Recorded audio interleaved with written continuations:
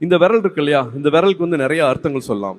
இது கேள்வி கேட்குற விரல் சொல்லலாம், குறை சொல்ற விரல்னு சொல்லலாம், மிரட்டுற விரல்னு சொல்லலாம். ஆனால் இதே விரலை நம்ம இப்படி கீழே காமிச்சோம்னா, நான் இருக்கேன், விரலை பிடிச்சிக்கோ, நீ வா அப்படின்னு கூட்டிட்டு போற விரல் இருக்கு இல்லையா, எனக்கு அந்த விரல், எனக்கு அண்ணா ஸ்லாஷ் சித்தப்பா, நம்மளோட கமல் சார் இதை ஏற்கனவே சொல்லியிருக்கிறாரு.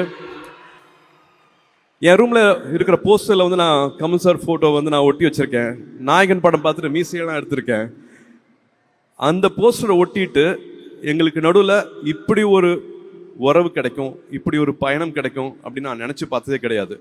ரசிகர் மன்றங்களா இருந்ததை வந்து நற்பணி மன்றமா மாத்துறது வந்து அவர் தான்.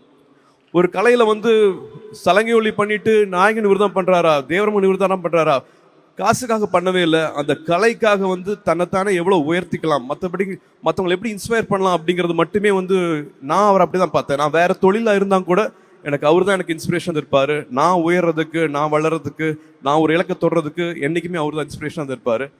அவர் திரும்ப சொல்ற மாதிரி, படத்துலையும் சொன்ன மாதிரி, அடுத்த வினாடி ஒழித்து வைத்திருக்கும் ஆச்சரியங்கள் இந்த உலகத்துல ஏராளம். Miracles happen. நினைக்கிற கனவு நிச்சயமாக நிறைவேறும்.